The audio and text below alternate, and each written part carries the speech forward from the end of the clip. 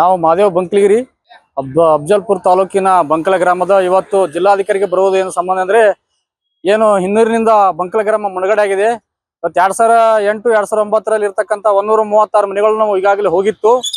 ಆ ಹೋಗಿದ್ದು ಹಣ ಮಂಜೂರಾತಿ ಸರ್ಕಾರ ಅದು ಪರಿಶೀಲನೆ ಮಾಡಿತ್ತು. ಆದ್ರೆ 2026 27 ನಡೀತಕ್ಕಂಥ ಒಂದು ಹಿನ್ನೀರಿನ ಮುಳುಗಡೆ ಆಗ್ತಕ್ಕಂಥ ಒಂದು ಲಿಸ್ಟ್ ಪ್ರಕಾರ 66 ಮನೆಗಳನ್ನು ಪರಿಶೀಲನೆ ಮಾಡೋದು ಆದೇಶ ಮಾಡಿದ್ರು. ಆದ್ರೆ 66 ಮನೆಯನ್ನು ತಡೆ ಹಿಡಿದು ಇವತ್ತು ಪೂರ್ತಿ ಬಂಕಲ ಗ್ರಾಮ ಪೂರ್ತಿ ಮುಳುಗಡೆ ಆಗ್ಬೇಕಂತ ಹೇಳಿ ನಾವು ಮಾನ್ಯ ಜಿಲ್ಲಾಧಿಕಾರಿ ಮುಖಾಂತರ ಇವತ್ತು ಮನಿ ಪತ್ರ ಸಲ್ಲಿಸ್ತಾ ಇದ್ದೇವೆ. ಏನೋ ಆದ್ರೆ ನಮ್ಮ ಪೂರ್ತಿ ಗ್ರಾಮ ಬಂಕಲ ಗ್ರಾಮ ಪೂರ್ತಿ ನೀರಿನಿಂದ ಭೀಮಾ ಯತ್ನೀರವರು ಮುಳುಗಡೆ ಆಗಿದೆ.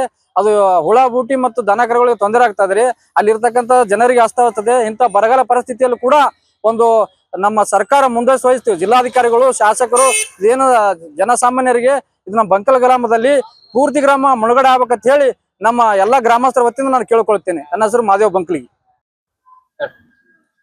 ಸಿದ್ದರಾಮಪ್ಪ ಬಂಕಲಿಗಿರಿ. ಈ ನಮ್ಮ ಊರು ಹೋಗೋದೇ 66 ಮನೆಗಳು ಹೋಗ್ಯಾವ ಅಂತ ಹೇಳ್ತಾರೆ. ಈಗ ಹಿಂದುಳಿದ ಮನೆಗಳು ಎಷ್ಟವ ಅಷ್ಟು ಊರು ಈ ಇದ್ರ ಮುಳುಗಡೆ ಹೋಗ್ಬೇಕು. ಪೂರಾ ಮುಳುಗಡೆ ಆಗ್ಬೇಕು. ಯಾಕಂತಂದ್ರೆ ಅದರಿಂದ ಬೋರಿಂದ ಹುಳ ಹೋಗ್ಬಿಟ್ಟು ಹಿಂಗ ತೊಂದರೆ ಆಗ್ತದ ಪ್ರತಿಯೊಬ್ಬರ ರೈತರಿಗೆ. ಅದಕ್ಕಾಗಿ ದಯವಿಟ್ಟು ತಾವು ಪೂರಾ ಊರು ಮಾಡ್ಬೇಕು. ಬಂಕಲಿಗಿರಿ ಅಫ್ಜಲ್ಪುರ್ ತಾಲೂಕು ದಾಟಿ 10 ಕಿಲೋಮೀಟರ್ ಅದ ರೀ.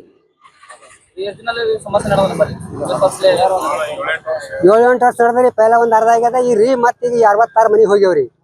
ಆದ್ರೆ ಹೋದ್ರೆ ಬಿ ಇನ್ನೂ ಉಳಿತಾವ ಮನೆಗಳು. ಅದಕ್ಕ ಸದ್ ಯಾವ್ದು ಕೂಡ ಇವು ಅಷ್ಟು ಹೋಗ್ಬೇಕಂತ ಹೇಳಿ ನಮ್ದೊಂದು ಇದು ಅದ್ರಿ ಕೋರಿಕೆ.